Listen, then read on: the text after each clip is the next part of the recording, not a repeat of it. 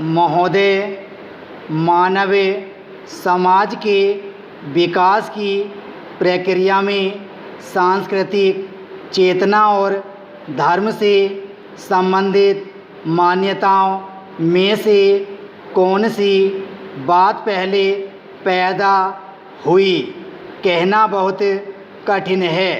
हमें संस्कृति शब्द का प्रयोग बहुत व्यापक अर्थ में करते हैं, परंतु यह भली भांति सोचा जा सकता है कि सामाजिक जीवन के प्रारंभिक चरणों में मनुष्य ने अवश्य ही संस्कृति को निश्चित और संकोचित अर्थ में ही प्रयोग किया होगा।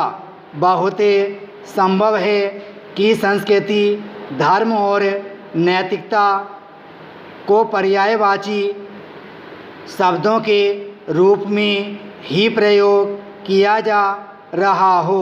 मनुष्य ने जब सामाजिक जीवन स्वीकार किया तो उसके सामने दो ही समस्याएं थीं।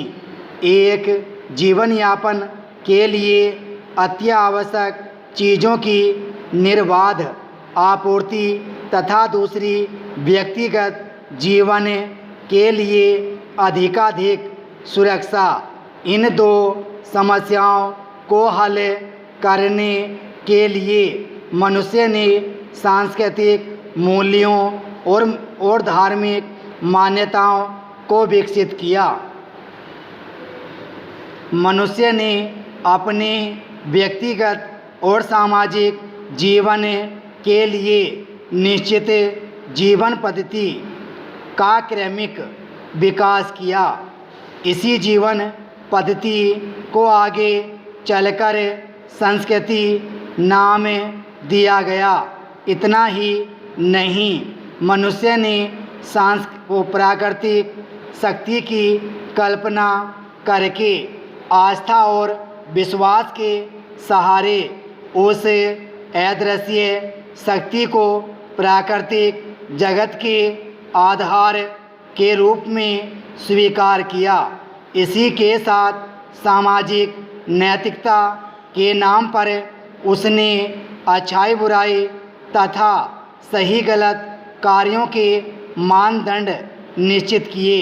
समय और समाज के विकास की प्रक्रिया के साथ मनुष्य ने अपने अनुभव, ज्ञान और परिस्थितियों के आधार पर धर्म और संस्कृति की अलग अलग व्याख्या की है और अब संभवतः कोई भी इनको पर्यायवाची शब्द नहीं मानता।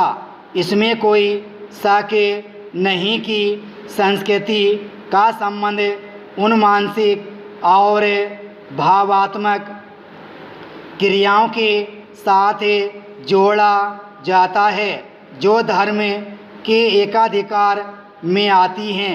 फिर भी हम व्यवहार में धर्म या संस्कृति के बजाय धर्म और संस्कृति की बात करके दोनों शब्दों को अलग अलग संदर्भों में प्रयोग करना ही उचित मानते हैं। संस्कृति एक व्यापक शब्द है। इसमें रीति रिवाज, धार्मिक और नैतिक मान्यताएं, विश्वास, कला और साहित्य के द्वारा समाज के सामूहिक दृष्टिकोण और मानसिकता की अभिव्यक्ति आदि सब बातें आ जाती हैं। किसी समाज विशेष की संस्कृति जानने के लिए यह आवश्यक है कि हम उसके सामान्य जीवन दर्शन का पता लगाएं तथा लोगों में उठने बैठने, खाने पीने के तौर तरीक़ों का समुचित ज्ञान प्राप्त करें। कोई भी व्यक्ति समाज में तीन विभिन्न स्तरों पर जीवन व्यतीत करता है। व्यक्तिगत जीवन का स्तर तथा सामान्य सामाजिक संबंधों का स्तर जिस पर रहकर वह एक